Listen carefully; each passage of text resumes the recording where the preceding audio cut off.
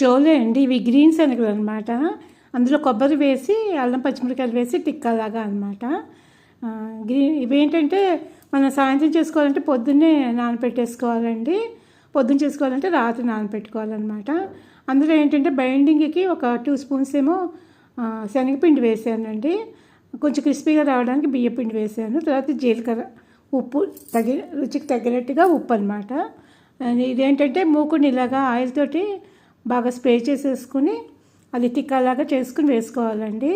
ఇదైతే టేస్ట్ అయితే చాలా బాగుందండి. జీలకర్ర, అల్లం, పచ్చిమిరపకాయలు అన్నీ హెల్తీ ఇవే కాబట్టి పిల్లలకు కూడా పెడితే చక్కగా తింటారు. పిల్లలు పెట్టేటప్పుడు కొంచెం కారం తక్కువ వేసుకుంటే సరి.